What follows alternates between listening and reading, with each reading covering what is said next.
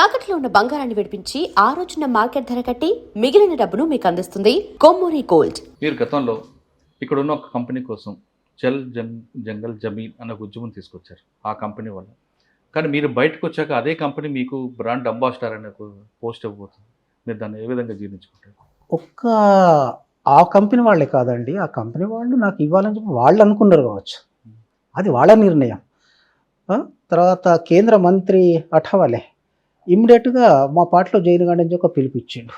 అక్కడ మా రూపేష్ గారికి పవన్ కళ్యాణ్ గారు నమస్తే అన్న, లాల్ సలాం అన్న అని ఒక మెసేజ్ పెట్టి. కాబట్టి సమాజం నుంచి మేము బయటకు వచ్చిన తర్వాత చాలామంది మమ్మల్ని ఆహ్వానించడానికి, పిలవడానికి, వాళ్ళతో జాయిన్ చేసుకోవడానికి, వాళ్ళ ప్రయోజనాల రీత్యా వాళ్ళు అనేకం చేస్తారు. మేము అది చెయ్యన్నా లేదా అనేది మేము ఆలోచించుకుంటాం కదండి. మా వైపు నుంచి వచ్చినప్పుడు అది తప్ప ఒప్ప అనేది మీరు డిసైడ్ చేయండి, మీ అభిప్రాయం చెప్పండి, అంతే తప్ప ఎవరు ఏమన్నారు అంటే దానికి offer I'm responsible for it. ఒకప్పుడు పార్టీలో రకరకాల స్థాయి నుంచి, అంటే కింద స్థాయి నుంచి మీరు పోలిట్ బ్యూరో స్థాయి వరకు వచ్చారు. అన్ని దశలో చూశారు. మీకు మాట్లాడే హక్కు ఉంది.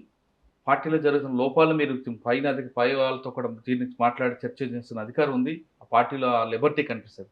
కానీ పార్టీలో ఎక్కడ అన్యాయం జరుగుతుంది, ప్రజలకి పార్టీకి ఎందుకు దూరం అవుతుంది అనే విషయాన్ని మీరు ఎందుకు ఇన్ని సంవత్సరాల వరకు చర్చించలేపారు 2024 వరకు? పార్టీలో మాట్లాడే స్వేచ్ఛ ఉంటుందని చెప్పి మీరు సరిగ్గా చెప్పగలిగారు. పార్టీలో నాకే కాదు, ప్రతి కార్యకర్తకు మా కాన్స్టిట్యూషన్ ప్రకారం ఎవరమైనా కానీ మేము మాట్లాడవచ్చు, మాట్లాడాలి మారుతున్న పరిస్థితుల మీద. దాంతోపాటే కేంద్రీకృత ప్రజాస్వామ్యం అనేటువంటి ఒక సూత్రాన్ని మేము పాటించాల్సి ఉంటుంది. అందుకోసం మేము ఎవరైనా కానివ్వండి, ఒక కార్యకర్త నుంచి జనరల్ సెక్రటరీ వరకు దానికి అతీతులు ఎవరు కారండి. కాబట్టి నేను 2003 నుంచి మారుతున్న పరిస్థితులు, చేస్తున్న పొరపాట్లు, వీటన్నిటి మీద చర్చిస్తూ వచ్చాను. ఇంతకుముందే మీకు చెప్పినట్టుగా కామ్రేడ్ ఉదయ్ శాంతి చర్చల కోసం ఒక ప్రస్తావన, ఒక అభిప్రాయం నా ముందుకు తెచ్చినప్పుడు కూడా నేను పీబీ కాంగ్రెస్తో చర్చించాలని చెప్పాను, మీకు సిఆర్బీ కాంగ్రెస్తో చెప్పాను. కాబట్టి వాళ్ళు మళ్ళీ మెజార్టీ ఉన్నారు కాబట్టి నన్ను సీసీలో నిర్ణయించుకున్న విధంగా, ఒరిస్సాకు వెళ్ళాలని నిర్ణయించుకున్న విధంగా వాళ్ళ మెజార్టీ కట్టుబడిన వెళ్ళిపోయాను. నేను శాంతి వార్తలను లేదా ఇంకోట అని చెప్పి నేను ఆనాడు ఈ నిర్ణయంతో బయటికి రాలేదు. బ్రాహ్మణ కుటుంబంలో పుట్టిన మీరు, స్నానం చేయకుండా వంట చేయని పరిస్థితుల్లో ఉన్న మీరు ఈ భావాజాలం తీసుకోవడం ఏంటి, ఇందులో ఈ అడుగులు వేయడం ఏంటి? అంటే మీ అన్నయ్య గారిని చూసి వచ్చారు. మీ అన్నగారు కూడా అంతే కదా, గిరిజన యువతను తీసుకొచ్చి ఊరిలో వంట చేయించడం.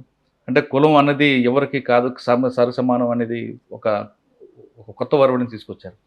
ఆయన బాటలో వచ్చారా, లేదు మీకు ఏమైనా ప్రభావితం చేసే సంఘటనలు జరిగాయి?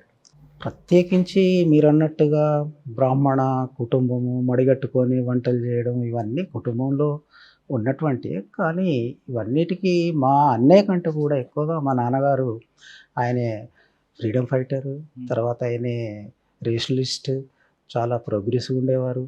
తను వీటన్నిటినీ కాదని చెప్పి ఆయన ఫ్రీడమ్ మూమెంట్లో పోయాడు. కాబట్టి కుటుంబంలో కూడా మాతో చాలా ఒక ఫ్రెండ్గా మాతో చాలా విషయాలు చర్చిస్తూ ఉండేవాడు.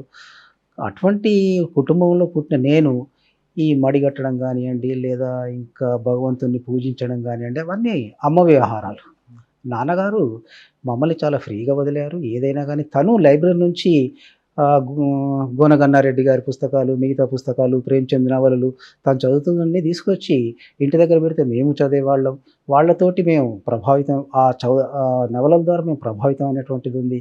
ఆ క్రమంలో మీకు తెలంగాణలో ఉన్నటువంటి ఫ్యూడల్ అట్రాసిటీస్ ఏంటి అనేటువంటిది మీకు చాలా చక్కగా తెలుసు. కాబట్టి ఆ భూస్వామ్య దోపిడీ విధానాలు, అణిచివేత ఇవి ఏవైతే ఉన్నాయో వీటితోటి మేము ప్రభావితమైన. కాబట్టి ఆ క్రమంలో మా అన్నయ్య కూడా ఈ ఉద్యమానికి నాయకత్వం వహిస్తూ విద్యార్థి సంఘం నిర్మాణంలో ఆయనే భాగస్వాములు కావడంతో తెలంగాణలో కానివ్వండి, మిగతా ఆంధ్రప్రదేశ్లో కానివ్వండి, రాడికల్ విద్యార్థి సంఘం యొక్క ప్రభావం ఎంత తీవ్రంగా ఉందో మీకు తెలుసు. అందులో నేను సభ్యుడినయ్యాను. అందులో నేను మా ప్రాంతంలో నాయకత్వం వహించాను. ఆ క్రమంలో నేను ఒక విప్లవకారుడిగా రూపాంతరం చెందాను. కానీ సాధారణంగా మీరు పుట్టిన కులంలో రోజుకి 2 సార్లు, కనీసం 2 సార్లు స్నానం చేయాలి అని ఒక నిబంధనతో ఉంటారు. కానీ మీరు అడవులకు వచ్చాక అవన్నీ సాధ్యం కావు కదా, మరి దాన్ని ఎలాగ మీరు?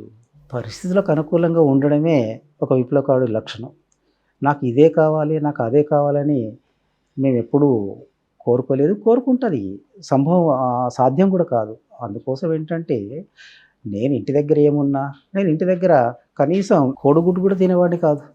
కానీ అడవిలోకి వచ్చిన తర్వాత ప్రజల మధ్య పనిచేస్తున్నప్పుడు ఉత్తర గడ్చిరోలికి వచ్చినప్పుడు పాములు సైతం తిన్నాం. ఆ, అది నాగుబామ లేకపోతే ఇంకో జేరుగొడ్డ ఏదంటుంటిది కాకుండా ప్రజలు ఏం తీసుకొచ్చిన వాళ్ళు తింటున్నది పరమాన్నంలో మాకు పెడుతున్నప్పుడు వాటిని అన్నిటిని తీసుకోవడమే మా విధి, మా ప్రజల్ని గౌరవించడం, ఆకలి తీర్చుకోవడం. కానీ మీరు రాసిన 22 పేజీల లెటర్లో నేను కులం కాబట్టి ఆ కులం కాబట్టి స్నానం చేస్తున్నానని కొంతమంది నన్ను అపహాసం చేశారన్నది వాస్తవాన్ని. ఎందుకంటే ఇవన్నీ సాధారణంగా జరుగుతుంటాయి. ఎందుకంటే ఒక ఫ్రెండ్లీగా ఉన్నటువంటి వాతావరణంలో హాస్యం చేశారు. దాన్నే ప్రధానం చేసుకునేటువంటిది కాదు. కానీ ఉమ్, కొంతమంది చూపులు ఉంటుంటాయి. అవకాశం ఉన్నప్పుడు నేను స్నానం చేస్తా, చెయ్యాలని ప్రోత్సహిస్తా. ఉమ్, మా దళంలో ఉన్నటువంటి ప్రతి వాళ్ళని చేయాలని చెప్పి నేను ప్రోత్సహిస్తా. నేను మా పార్టీలో ఒక కోటా సిస్టమ్ ఉంటుంది. ఆ కోట ప్రకారం మంత్లీ ఒక సబ్బు ఇవ్వాలన్నటువంటిది ఉంటుంది. నేను మా దళంలో 2 సబ్బులు కూడా అలాట్ చేసేది. ఎందుకంటే శుభ్రత చాలా అవసరం ఎవరికైనా. కానీ పార్టీ వద్దనదు, మార్క్సిజం వద్దనదు శుభ్రంగా ఉండడం. మేము ప్రజలకు పోయి ఏం చెప్తాం? శుభ్రంగా ఉండండి అని చెప్తాం. వాళ్ళకి చెప్పే ముందు మేము ఉండాలి కదా. కాబట్టి అందులో భాగంగానే తప్ప మరొకటి కాదండి. దాన్ని ఎవరో కొద్ది మంది చూస్తున్నప్పుడు, కొంత ఫ్రెండ్లీగా ఉన్నప్పుడు ఇట్లా చూడడం ద్వారా ఆ చూపులు అర్థమవుతుంది. సార్ మీరు అన్నయ్య గారు మీ కిషన్జీ దాంట్లో వచ్చారు లోపలికి అంటున్నారు. కిషన్జీ గారు మరణం అప్పుడే అనిపించిందా ఇంటికి వెళ్దామని, లేదా కంటిన్యూ అవుదాం? ఇంకా మరింత పట్టుదలగా పోరాడాలనిపించింది తప్ప ఆ సమయంలో ఇంటికి వెళ్ళాలనేటువంటి ఆలోచనే కాదు. నన్ను చాలా ప్రభావితం చేసింది. జీవితంలో నేను విప్లవోద్యమంలోకి వచ్చిన తర్వాత 82లో అడవిలోకి వచ్చిన తర్వాత 2011 వరకు అసలు నాకు ఏం జరిగినా కానీ విప్లవోద్యమంలో సహజం అనేటువంటిది ఉంది తప్ప ఆ 3 రోజులు నేను అసలు కోలుకోలేకపోయాను. నా కంటికి దుఃఖం రావడం బహుశా అదే మొదటిసారి. కిషన్జీ గారు మరణం మనందరికి కూడా, మనం హిందువులం కానీ ఎవరికైనా రక్త సంబంధం గొప్పదా, వర్గ సంబంధం గొప్పదా అని అడుగుతుంటాను. మీలాంటి వాళ్ళందరికీ నేను ఎక్కువగా అడిగేది క్వశ్చన్ అది. రక్త సంబంధం గొప్పదా, వర్గ సంబంధం గొప్పదా? మీకు అదే క్వశ్చన్ అడుగుతున్నామో చెప్పండి. 2 వేరు కాదండి.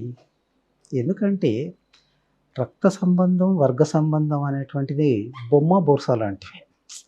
ఎందుకంటే మేము ఆ వర్గం నుంచి వచ్చినాం.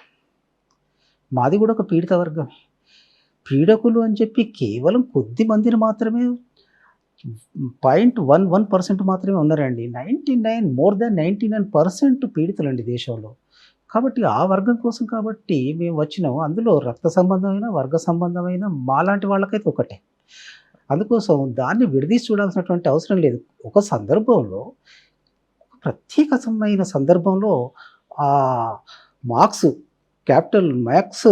కమ్యూనిస్ట్ ప్రణాళికలో ఆ విషయాన్ని పేర్కొన్నాడండి.